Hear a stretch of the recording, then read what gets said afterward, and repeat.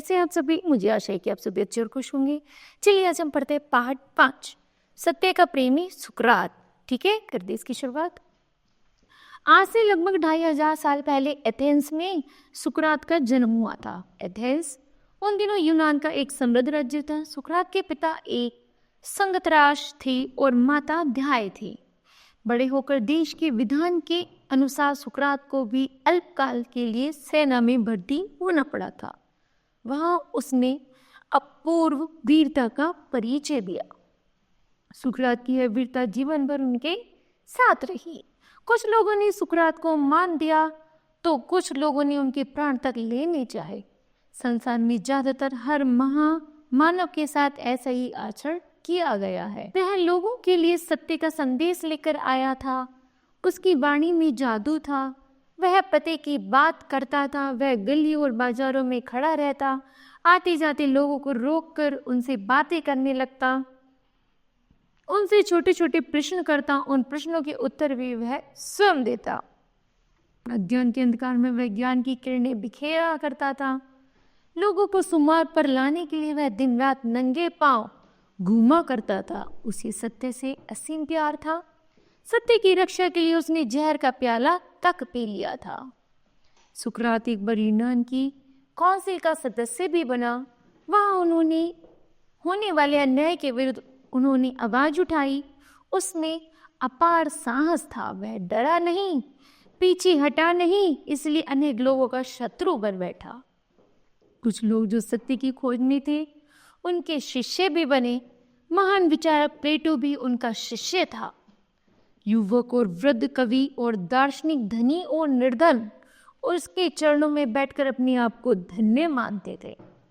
उनके इस साहस को देखकर कुछ लोग उनसे नफरत करने लगे। उन्होंने सुकरात पर आरोप लगाया कि वह यूनान के देवताओं में विश्वास नहीं रखता, देश के नवयुवकों को कुमार्ग पर ले जा रहा है। उस पर अभियोग चलाया गया। अपने आप को इस अभियोग से मुक्त करने के लिए उसने एक ऐतिहासिक भाषण दिया। संसार में शायद ही कोई वक्त ऐसी निर्भीकता से बोला होगा। उसने कहा, क्या आप मुझे इस शर्त पर छोड़ना चाहते हैं कि मैं सत्य की राह त्याग दूं? मैं केवल इतना कहूंगा कि मुझे 100 बार मरना पड़े तो भी मैं अपना आचरण नहीं बदलूंगा। मुझे इस मार्ग की प्रेरणा भगवान द्वारा प्राप्त हुई है। मैं मृत्यु से नहीं डरता। मैं नहीं जानता मृत्यु अच्छी है या बुरी, किंतु मैं यह जरूर जानता हूं कि अपने कर्तव्य को छोड़ देना बुरा है, इसलिए मैं बुरा आचरण नहीं करूंगा।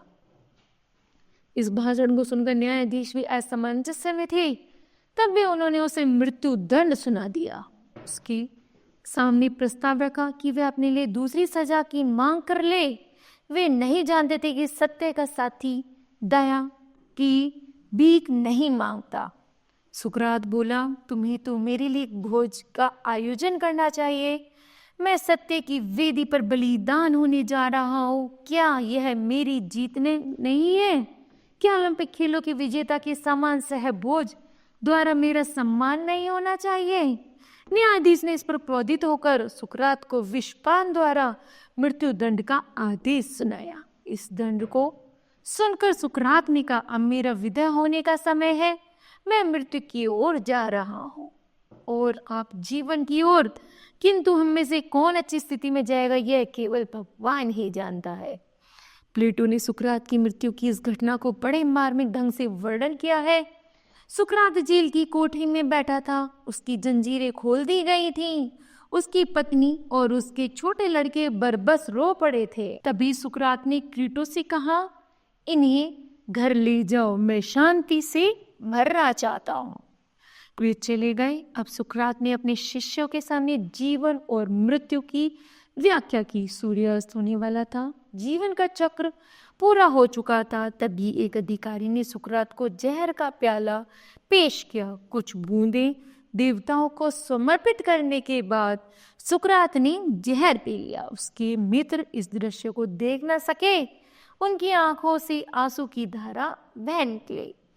तीव्र जहर का प्रभाव होते देर न लगी, सुकरात की मृत्यु हो गई।